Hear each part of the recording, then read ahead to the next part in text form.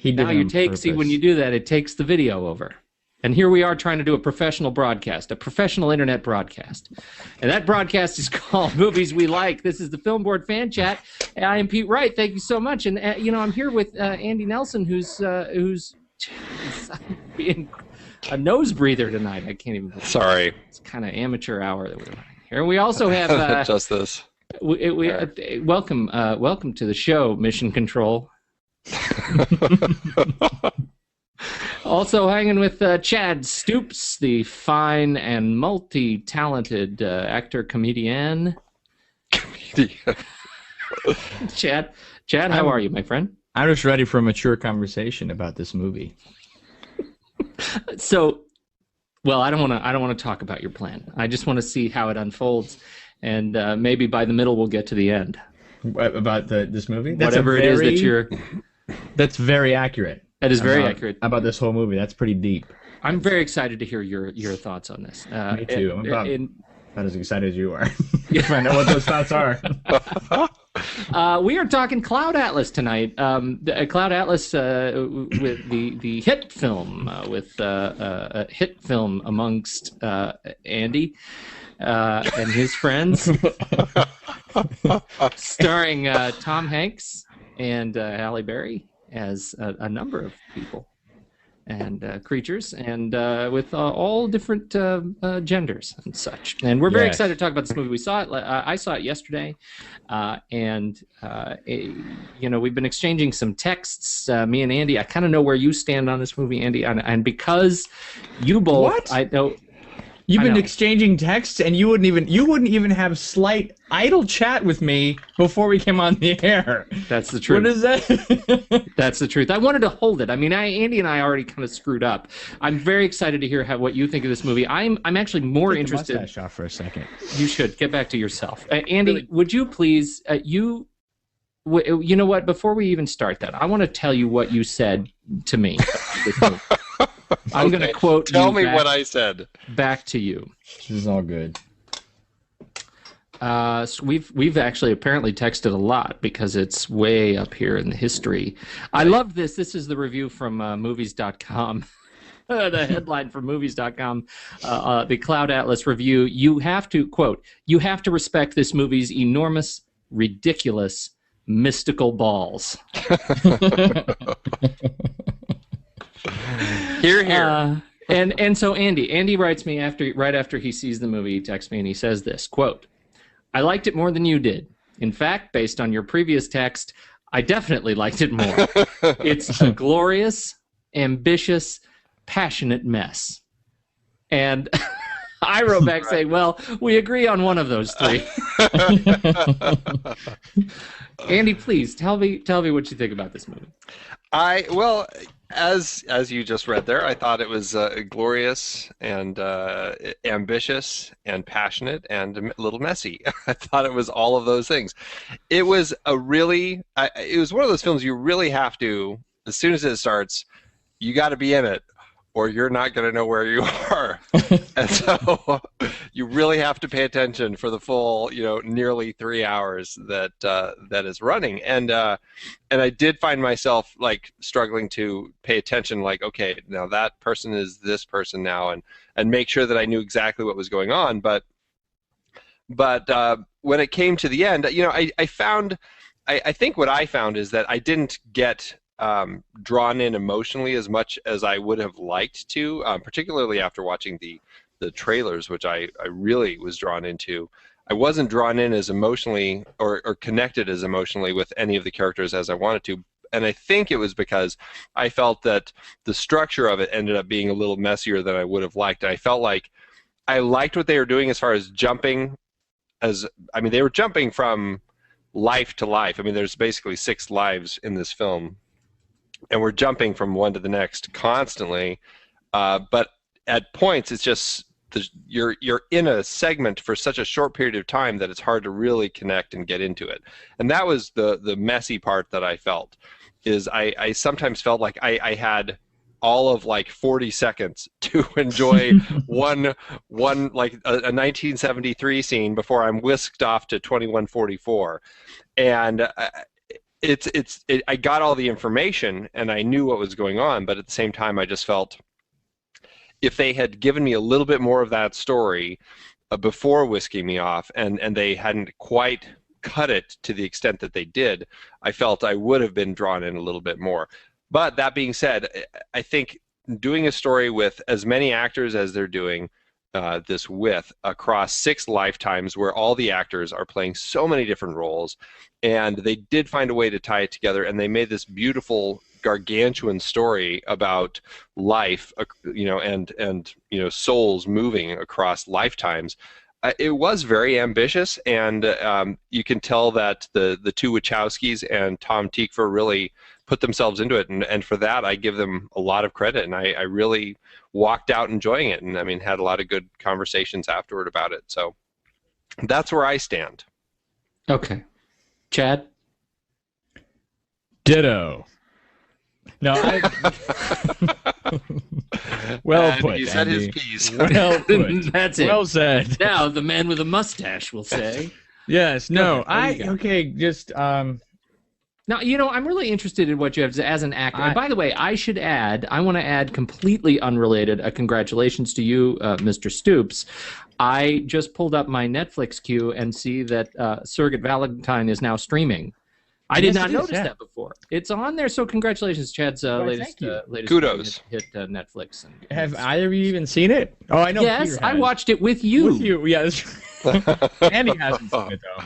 I haven't, but I think about And it. now he can. Because I'm afraid Because he'll it's get on. streaming. He's going to get on here and give his personal review without us. We're actually going to do a film board chat on Surrogate right. Well, Valentine. with special guest. Except you don't you'll get have to. me- You don't get to be there.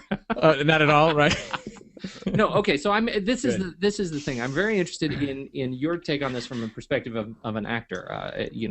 Okay, here's what I felt, and this is strictly from an actor's point of view. But I felt like, in order for this to work for me, it was really hard for the other characters to be other characters because they were the same person, other than Tom Hanks. Tom Hanks, I think, was the only guy who played different people, real different people.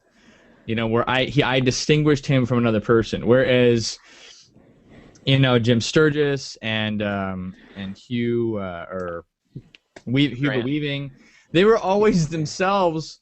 Hugo Weaving was the guy from The Matrix with the boobs when he was the guy when he was the who was he in the Nurse Ratched character. Yeah, but it was always him, and it was. I think that's why I burst out laughing in the theater at the very end when he had that huge nose on his face, and I just. You're talking about old Georgie when he was the guy with the the guy in Tom Hanks's head. No, yeah, the guy that wouldn't let Jim Sturgis and his wife leave. Oh, yeah. You mean his father? His Jim father. Sturgis' father. Yeah, not the guy in this. But when I saw that, it just was ridiculous. I put it together that Tom Hanks really did a good job in really. And at first I thought, it's going to come across goofy, but really, Tom Hanks really tried to embody the characters and give them a life and a personality and a speech pattern and everything, all of its own. And I felt like Halle Berry and Jim Sturgis, and Halle Berry really didn't need to do a whole lot of that. Hers was more subtle, but I felt like the other people didn't, and I felt like it was really hard for me to see past the prosthetics. The prosthetics were a little goofy to me, and it kind of distracted their acting, their performances, and it was hard to, because it was funny. You were talking about, when we talked about this, Pete, you said the prosthetics in Looper kind of distracted you, and I was watching this and I'm going, if that was distracting, how could you possibly watch this movie? Because all it was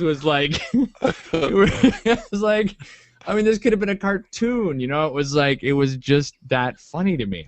There's times I just started laughing out loud in the theater at the most, and I don't think that was the intention.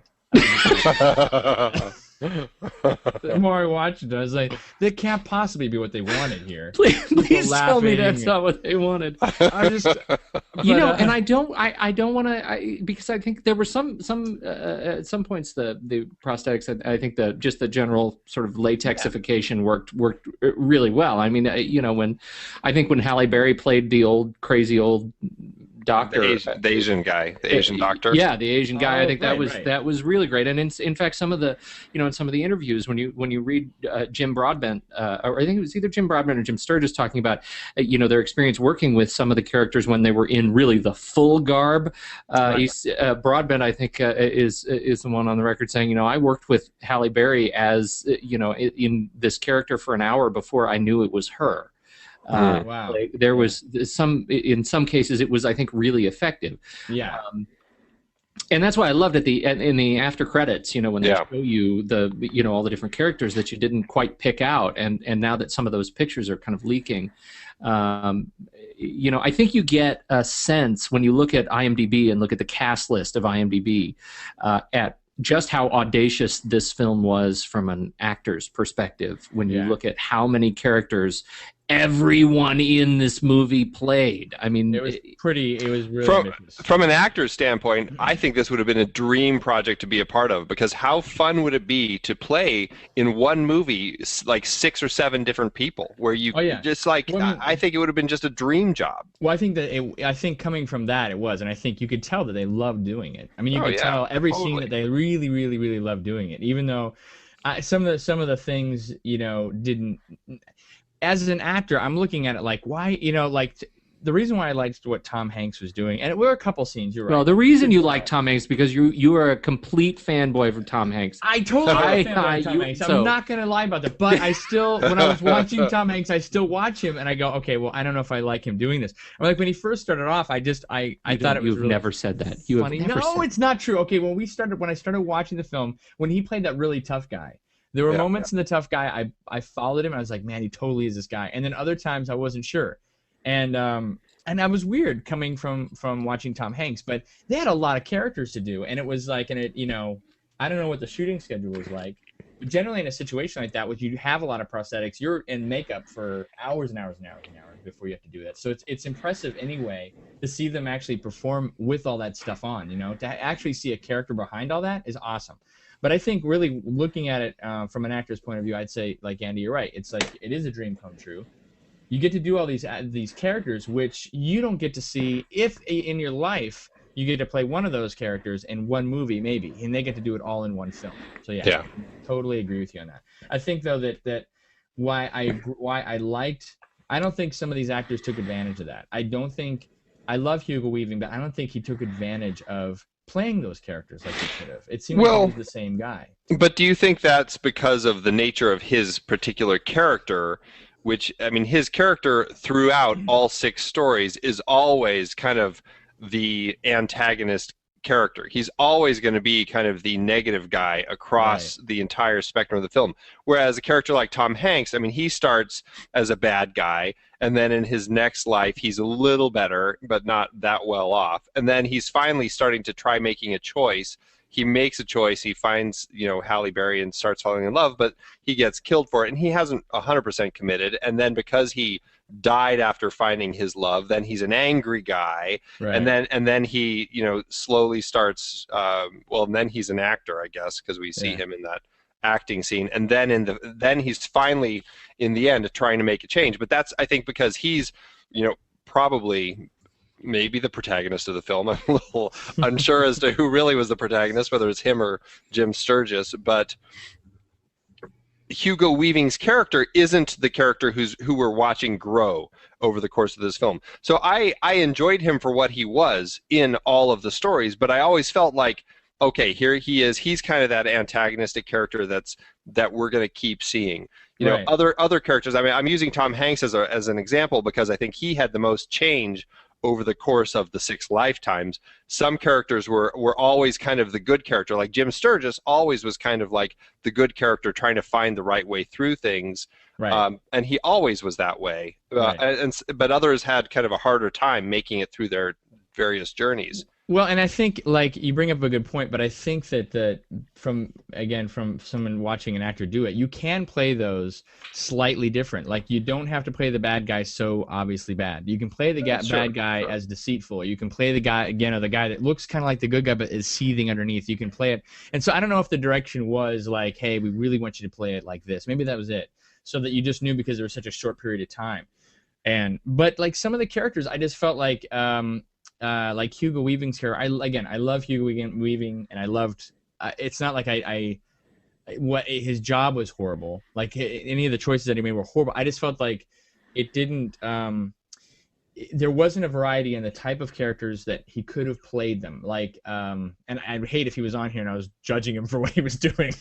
Hugo, you could have played those differently, but he could have, like, I think made it like, choices that I think drew us into, his person. Maybe in some of the reasons, some of the places he had a real purpose for what he was doing, other than just playing this antagonist. You know what I mean?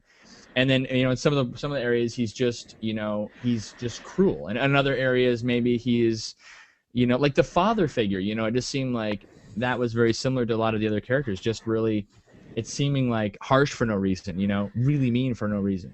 And I'm not saying no reason completely, but that's what I'm saying is like.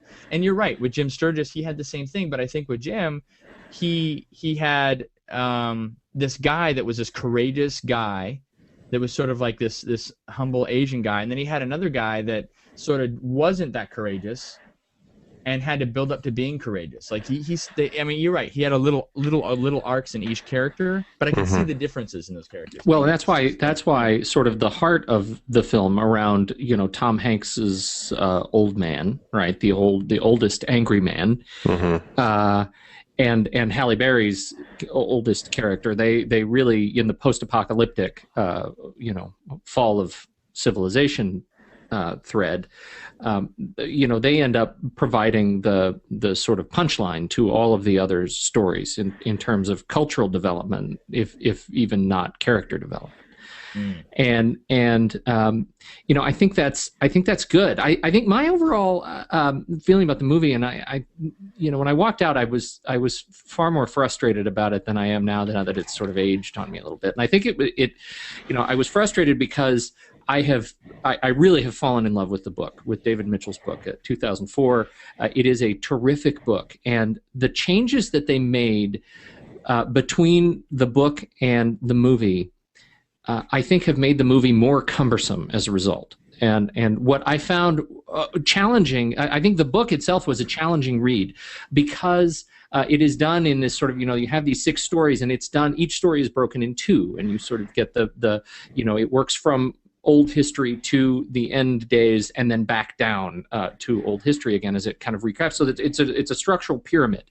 And what works so well in the book is that all of these character arcs end up being just sort of nuanced.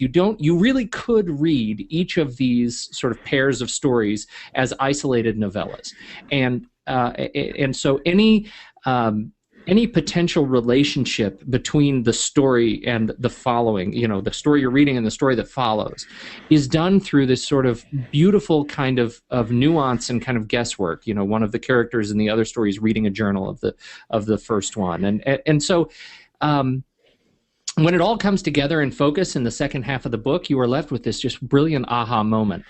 But at no point do you get the feeling that these are the same people.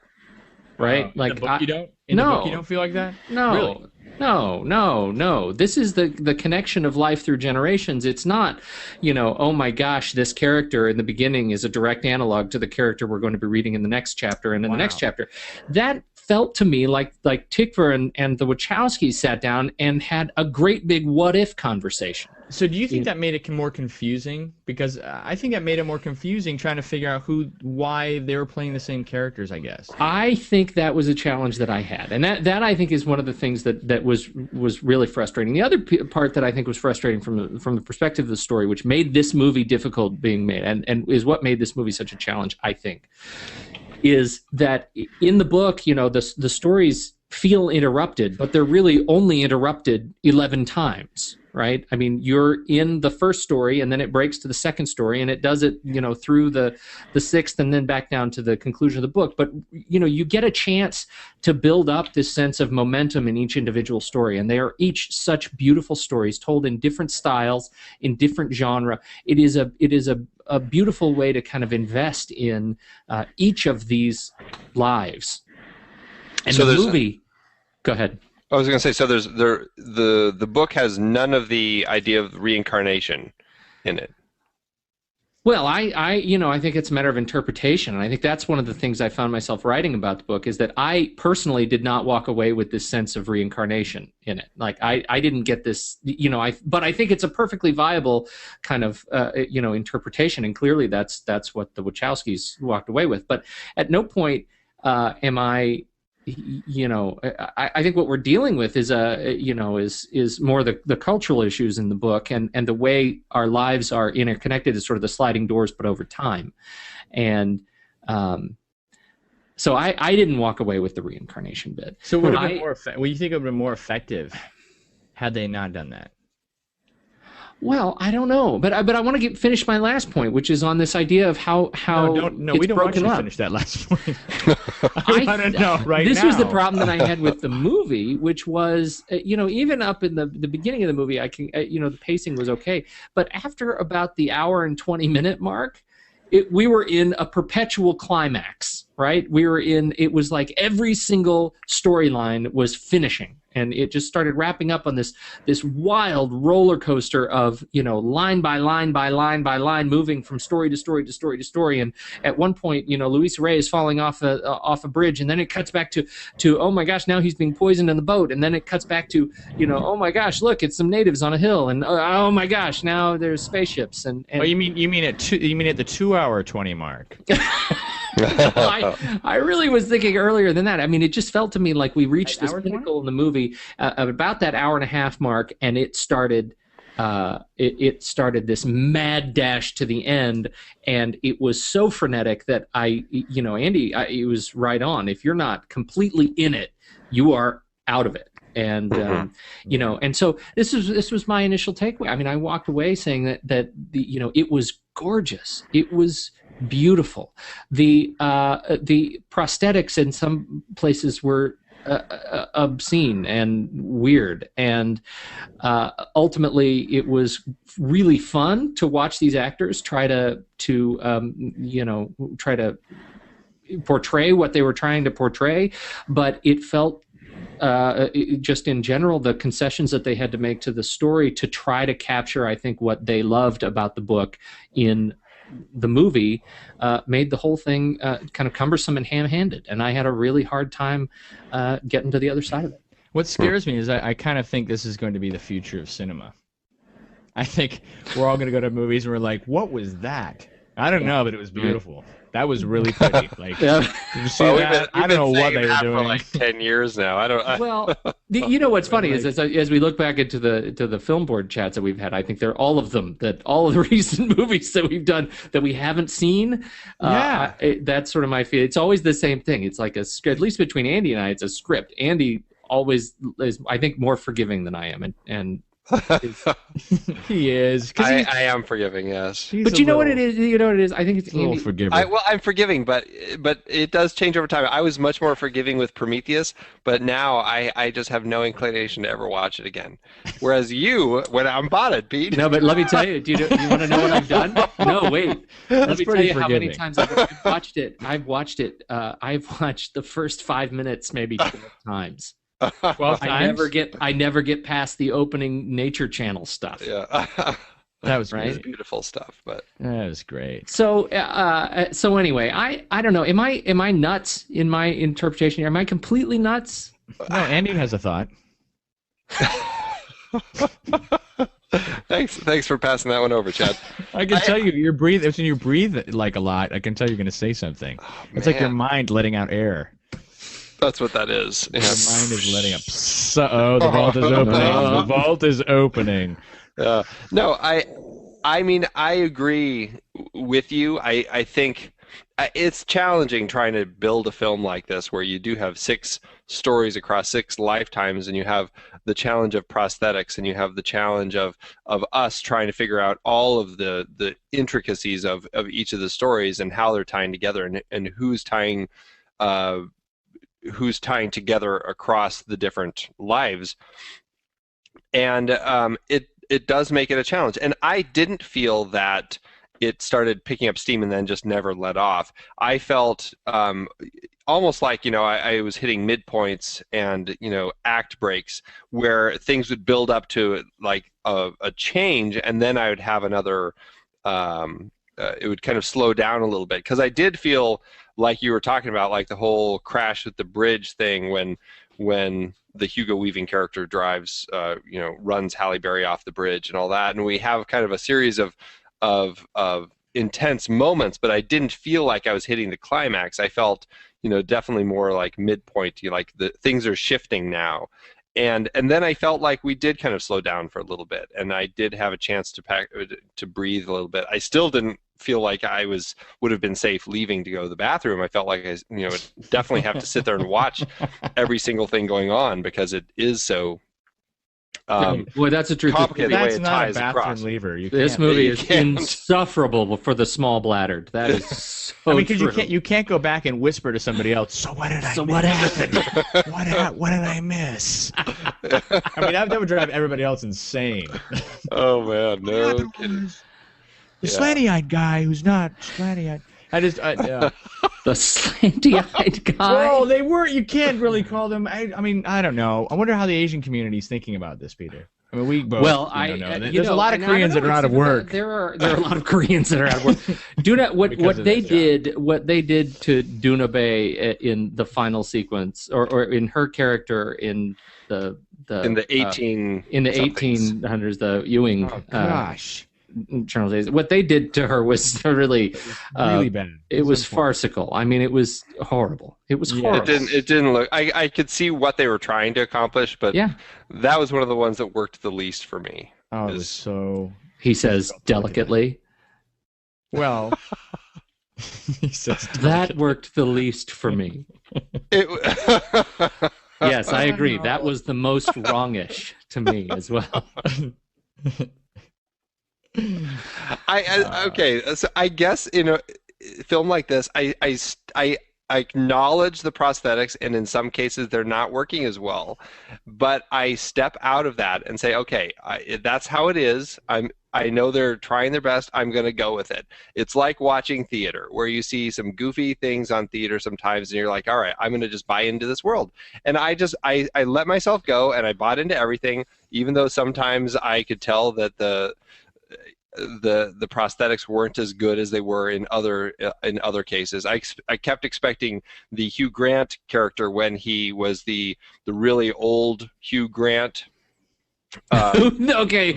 I kept expecting him to like glow from the inside or something, because his skin, it looked like he was like made out of plastic, and it looked like he was a light up toy or something. But yeah, this was the Hugh Grant who the Cavendish Hugh Grant who correct, who locked up his brother, which I think is one of the brilliant segments of this. I think just in really general the Cavendish bit is pitch perfect. Yeah, it is. It really is. there were a couple times in the movie. I mean, there were times because interesting that you had thought that there was a certain climax, Pete, and then it kind of, you felt like it was like it climaxed all the way to the end. I kind of felt like there were moments that I thought, this is really cool. Like my eyes opened to sort of what was going on, and then it turned off like, oh, maybe I'm wrong. Like I felt like maybe I'm wrong for even thinking that, because there was a couple times when I was like, oh, this is a love story. When when he was racing with her on that bike, and it kept going between that and some other thing. It was going between that and I think Tom Hanks and Halle Berry's character or something, and they were doing something.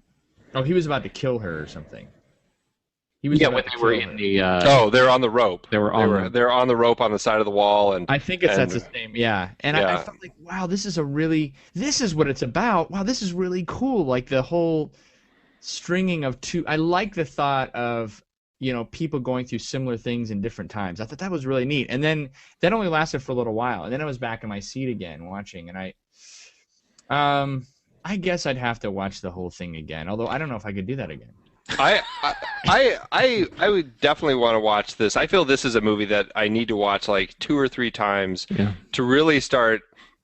I can put all the the craziness of the those cutting. are lifetimes, Andy. Those are 2 or 3 lifetimes right there. It's 165 minutes, Andy. Your children will be older in college. Well, I actually after I saw it, I realized I loved the trailer so much that in order to get that feeling again, I just came back and watched the trailer 57 times. That's true. So Andy, here's finish your sentence though. Because you were saying something. You don't know? Nothing. Okay. Then you guys interrupted me, and It was Chadd. I'm sorry. All right, Chadd. Hey, no, that's what it's a knife in the back. That's all right. It was No, it? but so here's a question for you though, that my wife and I were debating the meaning of the like comet birthmark across the 6 lifetimes, because her interpretation was the comet birthmark represented that particular soul as they went from lifetime to lifetime, but to me that didn't make sense because I felt the actor represented each of the individual souls moving across, and the comet kind of just ended up on the person. It wasn't always the person who was having the most change in their life, I suppose, but it was almost like it was that person when they were at their most they were the dreamer, they were the the fighter for truth and all that sort of thing, and that seemed to be what the comet birthmark represented across the time. But I wasn't really sure on that interpretation, and Pete, as the only person who read the book, I was curious if that was even in the book. God, is that weird that I don't remember? It is. That should be a significant memory. And this whole thing, seeing the movie is really, I mean, the first thing I did when I got back was start the book again. Like I came back, I'm not, there are people who are Cloud Atlas cultists at this point, have read the book 1,000 times, and that makes, I definitely love the book and I love the messages of the book, but I haven't read it that closely, and I haven't read it 9 times yet. So, but I started it again and I haven't run into the comet yet. Okay. Wow. So if that's a major plot point. No, Pete, are there other characters that are not in this film? But did they highlight all the main characters? No, they highlighted all the main characters. In fact, I think they've invented a significant number of supporting characters for the movie that kind of support the stories, and that's to be expected. But that's fine. That's adaptation. So nothing that particularly there's the story. There's less characters in the book, is what you're saying? Wow. Okay. Less significant characters. I mean, I'm going through they've captured all of the major sort of the major keystone characters for each chapter. Did anybody have a weird dream? So, Did anybody have a weird dream after I had this weird dream? Andy, you were in it last night after I saw this movie. And I don't know, there was another character, it might have been you, Pete, but you were trying to convince me that I had to give up my name, my birth name, to get another name because the world was changing and there was a flood. And I think it had to do with the previews because of that one movie, the Katrina preview as well. But it was didn't see that. You didn't see the Katrina about the hurricane or the anyway with Ewan McGregor that's coming out? That's not Katrina. Oh, isn't that Katrina? That's the Impossible that you're talking about. Or is it the Impossible? Is that what it's called, Pete? With the big it's not Katrina. No, it's the one. It's the one in Asian, the Philippines. I'm blanking on where it happened. It was the one right after Christmas. Okay. In the where was that? Thailand. The Philippines? Yeah, it was like Thailand or something. Okay. Well, anyway, that was kind of like that whole thing. But I dreamt about it's kind of like this whole life change, and about that whole thing about Cloud Atlas is like the weird. But you were trying to tell me, and you changed your name to some strange name. That was me. No, it was like 451. it was Kevin and Darren stuck together, and you thought it was a cool name. It was like Karevin or something, and you had this cool name, and you gave me a name, and we were going in this huge. All these people are going into this thing, and once you changed your name, it was changed forever, and your identity and everything was lost forever. It was a really weird thing, and I was sad that you wanted to do this. So I was gonna call you up today and tell you, like, I hope I don't know. It was so real because you were convinced and you were telling me how real it was, and then nothing happened, and you had to stay with that name, and you weren't Andy anymore. You were somebody else. God, it sounds just like Cloud Atlas. Yeah, I don't know. Anyway, I just felt like this. I would like to read the book. I think that's probably better. Would be a better understanding. I mean, a lot of the things, especially like what Tom Hanks and I don't know, what was that, pidgin language they were speaking, or just like no, it's like patois. It's just a kind of a vernacular kind of. It's just where tribal. Yeah, I mean, look into the future and see how the English language changes from how it's changed from now, from 200 years ago or whatever. I mean, it's just the evolution of the language. Right. Well, it seemed like I every saw once it in a while as. they'd say stuff like he'd go true, true, and this and that, and say a couple words backward, and then he'd say something like, "But we have to go down there." I Like a know complete sentence. I that was like, totally "What?" bugged me. That was terrible. That was terrible, terrible. The section of the book that you kind of want to go back to is and also the way the movie bookends. This is sort of how they kind of shoehorn Tom Hanks' story, right? That post-apocalyptic story onto the movie in a way that was not in the book. The book does not open with this discussion around the campfire with him telling the story. It doesn't begin at the end. It begins at the beginning in the 1800s, 1850, with the Journal of Adam Ewing, right? And it builds up to Sluices Crossing and Everything After, right? And that is the whole thing from the voice of, this teenage tribesman, right? It is the voice of not of an old man. It is the voice of Zachary, this teenage tribesman in Hawaii, speaking this kind of pidgin patois about the fall of civilization.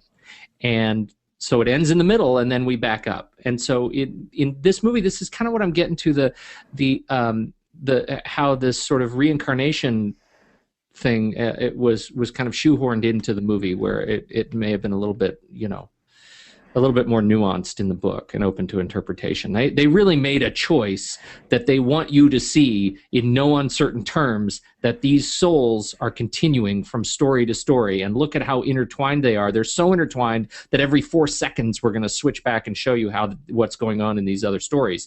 That was not the case in the book.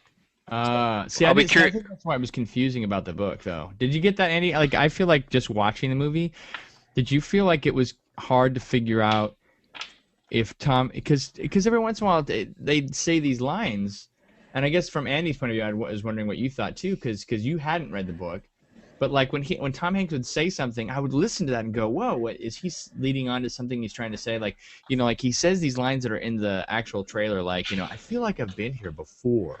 I feel like I've been here before, and it makes you think like, okay, well, no, wait, he's saying something that is he remembering his other character? Is he remembering something that he had in another life? Is that what this is? Because Halle Berry is remembering music that she had never heard in another life. Like, No, she had. had she? Heard, yeah, when she was the composer's wife. Oh, She heard. She was the That's composer's right. wife, right? Oh, that's right. Okay, because I think I didn't get that the whole. Well, and that was one of the most interesting things in the movie about Halle Berry's character, is the way, when you look at how her character, when you guys were talking about this sort of evolution piece, right? The kind of cultural evolution of each of these characters. And Halle Berry starts as the tribeswoman, right. and then she's sort of the subservient wife, and then she's the independent reporter, and then, she ends up being kind of a leader of the post-apocalyptic future society, and she ends up playing, I think, one of the most interesting kind of linear arcs of character development from a cultural context. I thought hers was a really terrific one to watch. Yeah. Yeah. Hers was really interesting, and I enjoyed watching her in all of her scenes, particularly the '73 version, just because she was a great, strong character, and it also had such a great '70s vibe. Oh, they did a great job. That sort of California noir thing. I mean, I thought it was total '70s detective stuff going on, even the music and everything. But so, what was that your favorite of the stories? Of hers? No, just of the 6. Like, if you had to land on and no, say, what's my favorite and why? I felt the story of the composer felt like it got a little bit of the short shaft. Like, I felt that I gotta look at the guy's name. Robert Frobisher and Frobisher. I felt he got a little bit. His character seemed like such an interesting character, Ben Whishaw, but he didn't end up like there was that moment after he wrote the Cloud Atlas sextet, and he's playing it for Jim Broadbent's character, and he starts talking about this conversation about the music and how there's this connection between them and all that stuff, and he thinks that Jim Broadbent is seeing him for who he is, and there's this romantic connection between the two, and then Jim Broadbent kind of laughs in his face. That was like a character moment that I felt never got developed at all, and for me it came out of left field that he ever felt any attraction to Jim Broadbent's character, because I was like, I knew he was gay, but he had his gay lover. He was also kind of just sleeping with the wife. There was never any development in that aspect of the story that he was also developing any sort of attraction for Jim Broadbent's character. So that completely came out of left field for me, and I felt like that was something that really should have had some more development in the story. Which I totally agree with that, and I think it's a real shame, because what they did extremely well, I thought, was develop their sort of working relationship. I think with a sort of keen, biting wit and dialogue that I thought was really interesting to look at. It was. So that story, that was my issues with that story. I liked the story, the very first story, the 1800s with Jim Sturgis on the boat. I enjoyed that one. It seemed pretty straightforward to me. I think for me, the one that the two that really stood out was the 2144 Future Soul story, because I felt Duna Bay and Jim Sturgis and their relationship was so strong. I was just so in with them every time I was watching those two characters. I was so connected all the time to them, and I absolutely loved that story. Same thing with the I shouldn't say same thing, but I did really enjoy the Tom Hanks Halle Berry story in the far future. I wasn't as connected to the characters. I enjoyed them, but I kept asking myself, why was Hugo Weaving, who is a soul moving across, why is all of a sudden he like a figment of an imagination? That to me didn't make any sense, that he's like this green demon in Tom Hanks's head. Other than that, I did enjoy their story quite a bit, but for me, it was all about 2144. Chadd, what about you? Yeah. I think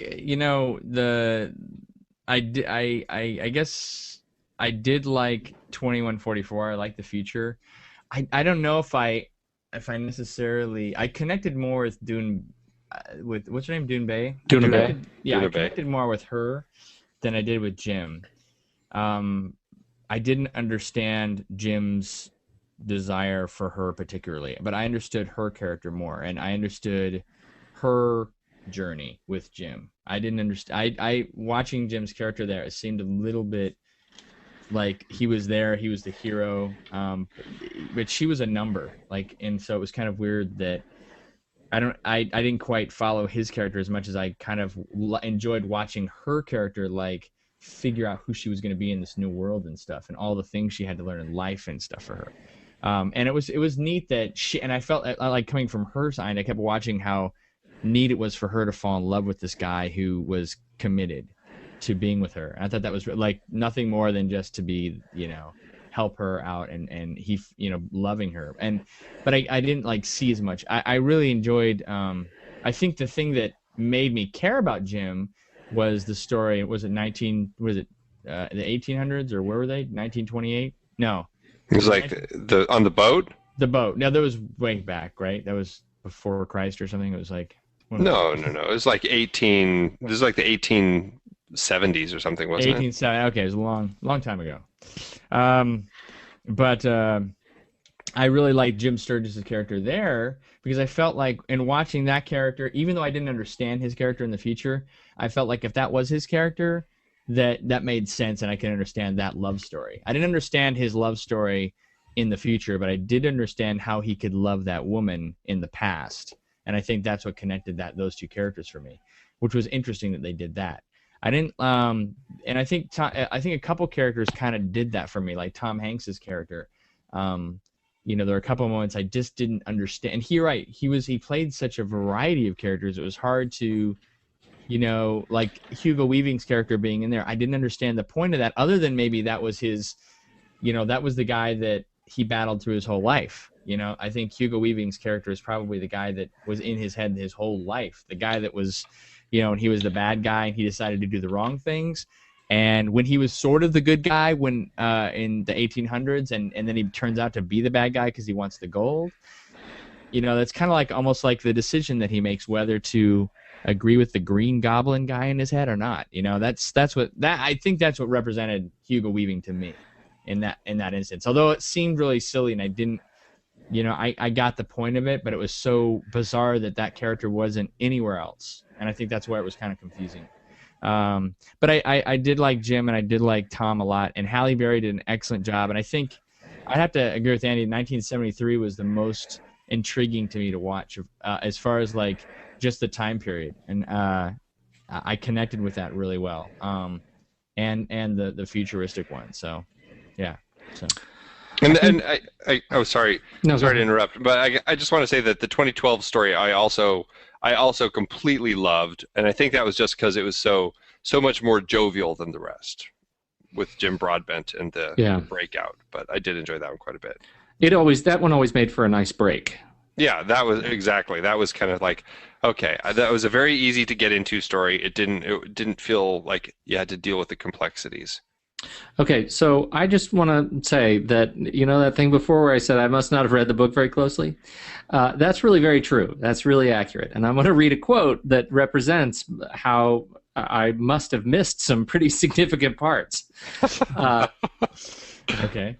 David Mitchell, this is David Mitchell speaking, the writer. Quote, literally... It's kind of hard for me to get it out. Literally, he says, literally all the main characters except one are reincarnations of the same soul in different bodies throughout the novel, identified by a birthmark that is just a symbol, really, of the universality of human nature. The title itself, Cloud Atlas, the cloud refers to the ever-changing manifestations of the Atlas, which is the fixed human nature, which is always thus and ever shall be. So the book's theme is predacity, the way individuals prey on individuals, groups on groups, nations on nations, tribes on tribes. So I just take this theme and, in a sense, reincarnate that theme in another context. Which is, I find really interesting that I could read this book, and I'm not a terrible reader, but what I took out of it was all the predacity stuff, and I don't come at it with a particular, bent on reincarnation. So, I just missed it. I just plumb missed it. To me, the beauty of the story was for my interpretation, was in just sort of the dance of events that would cause, this journal to be read by this next generation, and for Sixsmith to end up being the nuclear guy, and for all these just sort of wonderful cosmic accidents, I thought were really quite beautiful. And I guess I didn't want to read into the reincarnation stuff at all, but Birthmark is there.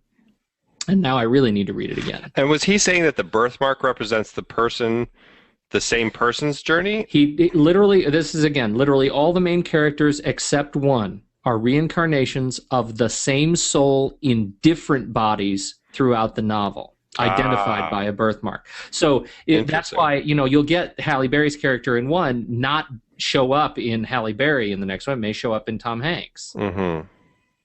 So interesting. That to your point, that just lends even more credence to needing to see this movie again. Yeah, I totally think so. Because now it's a puzzle. Now it's trying to figure that out. Because in my first read of the book, I'm reading it again immediately because I feel like I missed a whole layer, that just because I'm walked in with a belief system that wasn't looking for that. And you're so strong on that belief system, and we all believe you. No, and that's what gets to my other point about the two pieces that I think were the most interesting to me were the first and the first one dealing with Ewing and the Maori and the slaves, and the future, right? Where you're looking at New Korea or New Seoul, dealing again with this sort of slave caste, and I thought those two were so beautifully architected by telling through these different genre how we have really learned nothing. Yeah. Right? I mean, that we're doing exactly the same thing. The only difference now is that we are creating these beings and then enslaving them rather than enslaving them outright for Right. with no other justification, and somehow that makes it even okay. And I thought I mean, to your point, that the relationship between Duna Bay and Jim Sturgis was so powerful in her transformation as an artificial intelligence to an intelligence through the course of her gaining her freedom. I thought was an absolutely brilliant transformation. I thought she did that so well, and then rising up through history when you go back to kind of the fall of civilization as this god figure that is contested by Halle Berry's character, I thought was a fantastic turn of events, where you actually see kind of what historical elements lead to, these savior belief systems. When in fact, looking at what she did in New Soul, she probably was a savior factor. We never actually see that play out. Right. But I thought it was just a really, those three pieces and the way they tie together over time, I thought were really beautiful, and were definitely my favorites.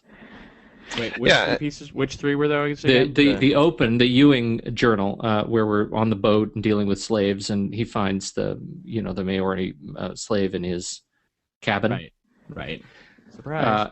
I thought that story was wonderful, and I thought they told that really well in the movie. I loved when he has to hoist the mainsail, and that was awesome. That was so great. Yeah. But I think that's where I felt for Jim, because I think Jim's character, even though he was a different character in the future, I think I really I felt like I understood. I mean, it's more about him there. Yeah. And I think that's where I understood his sincerity, which was who he really was in the future. He just had all the Bruce Willis moves or something, because he could do whatever. No one, he'd fall 5,000 feet and come back. When she said who are you? I was like, yeah, exactly. Who are you? Who are you? I'm Batman. I'm Korean man. Yeah, I know. Jim Sturgis. Gangnam Style. Yeah. I'm Jim Sturgis. I was in 21, which is Kevin Spacey in the past.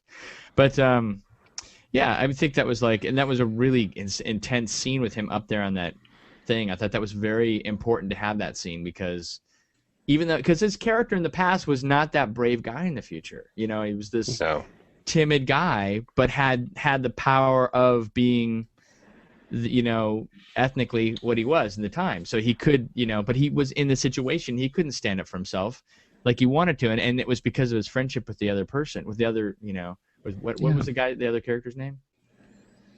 You're talking about Sixsmith? Was that his name? The guy they were shooting at? The guy they were shooting at. Oh, the slave? Yeah, the slave guy. What was his name? Ottawa, yeah.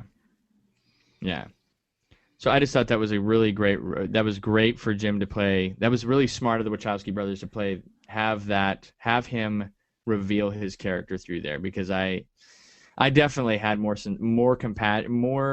understanding, because if you just watch the future one, it's weird watching Jim, because he's doing this whole thing where he's like this, because I mean we all three spent some time in Korea, and there's definitely a very humble nature there. There's this certain way about the culture there, and but with Jim, it came across as I didn't understand why he was doing really what he was doing, I think in that situation. But I felt like it sort of helped me knowing his character from the past.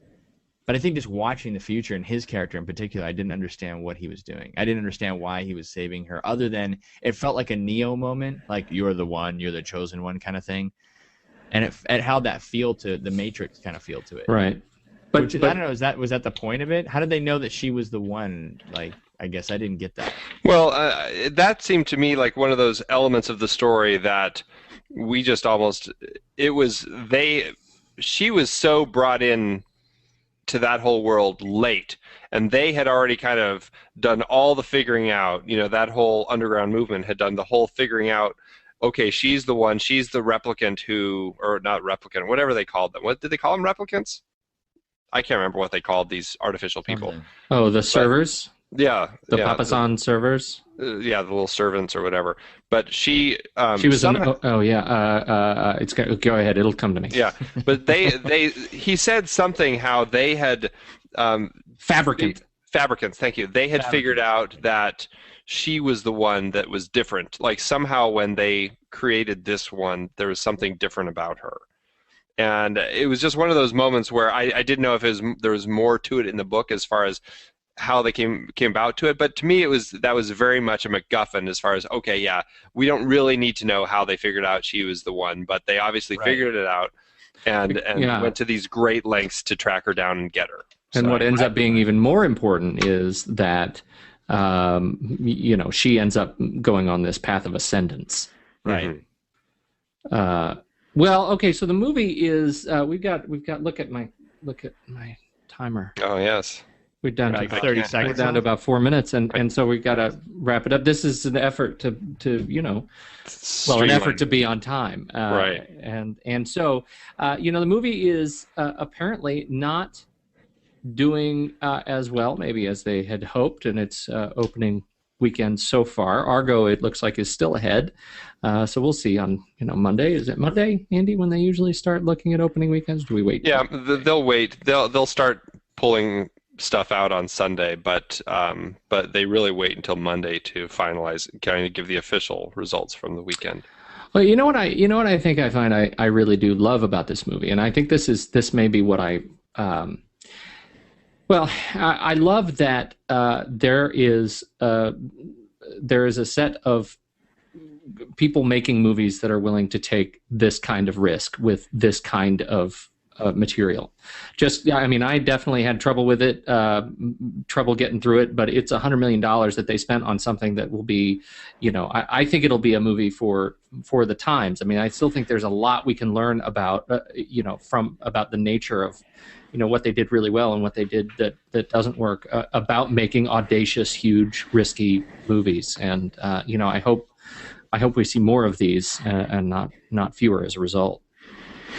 The fact that these three filmmakers came together to tell this incredibly ambitious story, they put all their passion and belief into everything about it. I mean, I give them all the credit as to making something that, yes, it may have had some issues, but honestly, there's so much passion and love and excitement about what you can do with filmmaking on the screen that I guess maybe that's why I'm more forgiving with it. I see the problems that are there, but I'm just so excited that there are filmmakers doing something like this out there, as opposed to, That's My Boy or something that is just, did that even need to be made?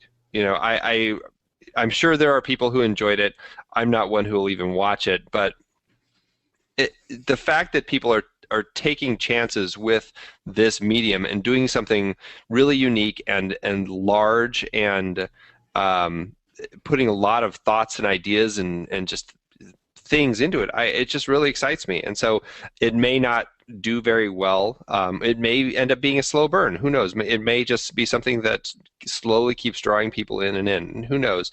It's hard to see. I'll know in my next lifetime how it did. But for the time being, I enjoy it. I'll definitely be watching it again, and it's definitely something that I am excited about that's out there. Chadd? I think, yeah, I think last night watching it was very difficult because I have an ear infection right now. Not doesn't even be known for everybody. Hey, everybody have an ear infection. But it was hard watching that.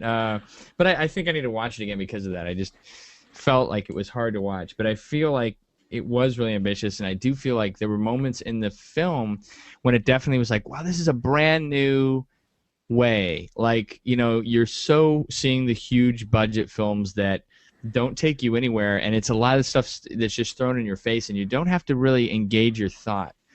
And this is one of those things that does that, but also it's not just a thinking movie. It's really more of it really opens up a door for a new way for films to be made. When I was watching this, I was like, how interesting would it be? And I could totally see other filmmakers going, this is just the beginning for films to be made in this new concept of us making connections in the film that excite us, that get us excited about, wow, that excitement that you had when you first started watching movies, because when movies were first made, that's the connections we had. We're like, oh my gosh. And, very, very, it's kind of, we hit this sort of like, wall, I think, with that. And this is sort of opening that wall again, where we can actually see movies where the actors are more engaging, because you're wanting to know more about what they're these new discoveries that they're actually really going through themselves, which is rare. You don't see that anymore. But also, in this opens up a whole other plateau of time, space,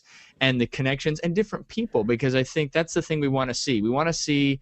I think the reason why we like movies and we go back to them all the time is because it's not one person. It's a bunch. Like, I loved the reason why Andy and I like Goonies, or the reason why you like movies where there's people in it, is you like seeing other people succeed, or other people dealing with things in life that we all deal with. And so I think this movie is definitely one of those movies that has the chance of becoming, like you said, a slow burn, or a movie that over time people use this movie as sort of a benchmark in some ways, possibly, to create other really fascinating movies. So it's a huge thing, I think.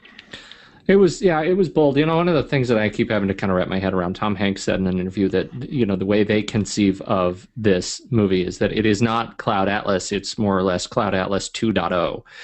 That the book was one thing, and this really is kind of a separate entity. This adaptation, interpretation of the themes in the material are very different. I think that's certainly important for me to remember, because I clearly judge it a little bit more harshly. Yeah. So. Anyway, I think it's terrific. So now we're out of time. So where, Chadd Stoops, where do you want people to find you? You can go www.chaddstoops.com.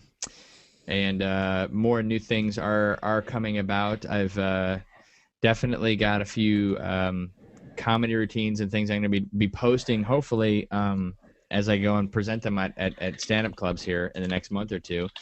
But haven't been able to work on that as much. You can also watch Surrogate Valentine, as Pete said, on Netflix. If you do have Netflix streaming, I play a really annoying actor. Reprising his role on Movies We Like. So that's horrible, Chadd. I don't know. All the reviews Seriously, are like that.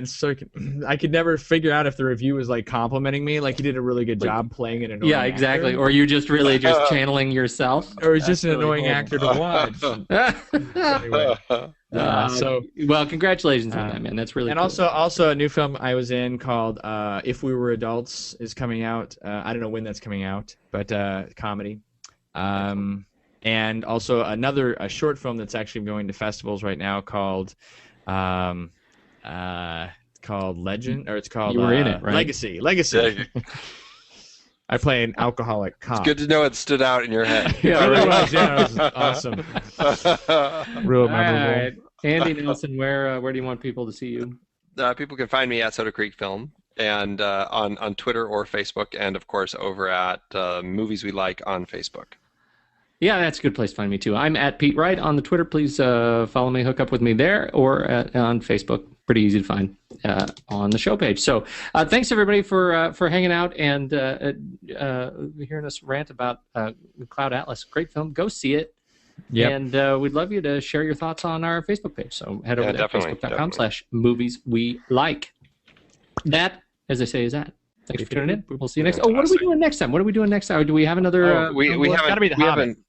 That's no Skyfall. Skyfall? Are we doing Skyfall? Well, we got to look at our calendar and see. All right. I think you're out of town when we're doing Lincoln. Skyfall opens. We got to do Lincoln. Please, let's do Lincoln. Okay. Well, so clearly we don't know yet. We're going to talk about it. Thanks, everybody. Good night.